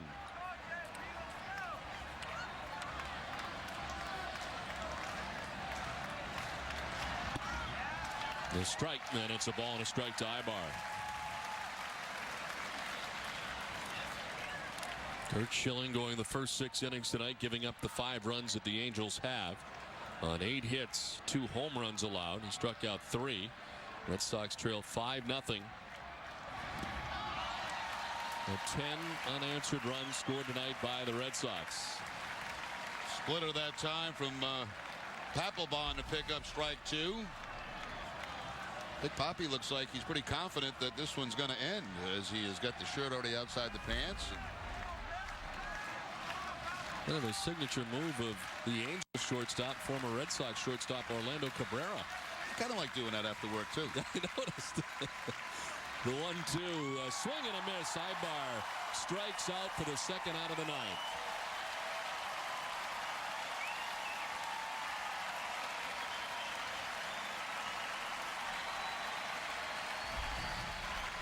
Papelbon back to the fastball for the strikeout.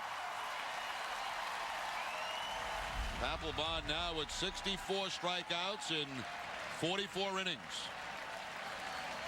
2 outs, top half of the 9th inning. It's 8 in a row retired by Red Sox pitching. And it's Reggie Willits who has 2 hits in the game tonight, 2 for 3 with an RBI. Takes ball 1 inside.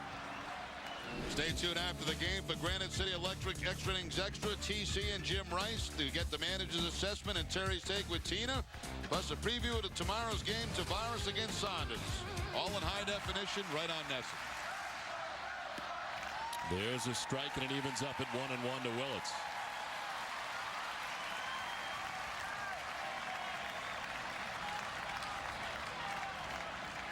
Win tonight would mean the Red Sox would keep their 5-game lead atop the American League East. The Yankees already winning today. So they down the Tigers 5-2. Ball 2, and it's 2-1 now to Willits.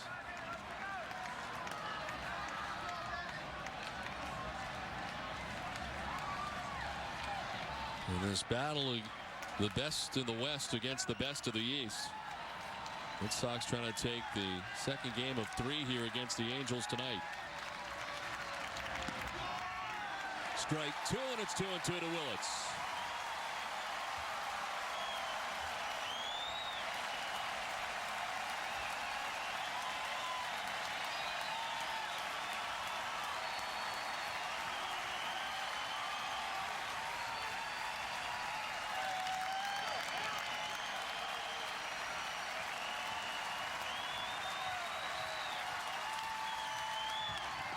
Willits fouls it off to the left. And it's still 2-2. And as we saw in the game yesterday, he can do that for a while. Sure can.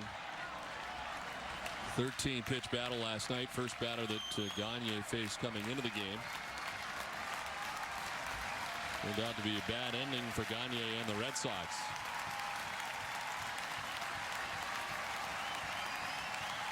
Papelbon again with the 2-2 pitch. Willits fouls it off again.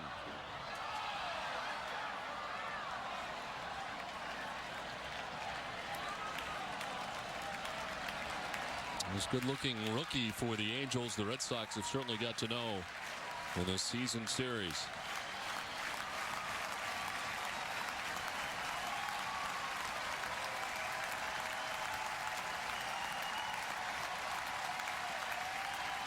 Two.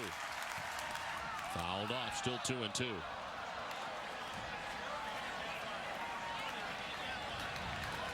Guy's killing me. Builds up pitch counts.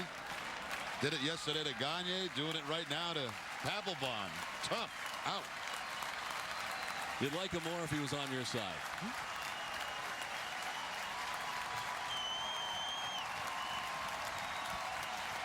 2-2.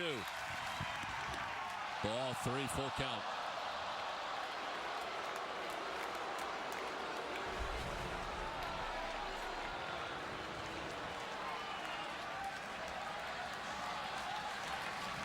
Nine plate appearances in the series for Willits. He's seen 45 pitchers.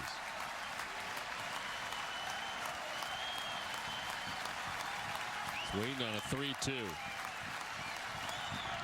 Got him. Papelbon strikes out Willits. Red Sox win. Got a performance tonight from the Red Sox, who trailed 5-0. They scored 10 unanswered runs and take Game 3 of the series 10-5.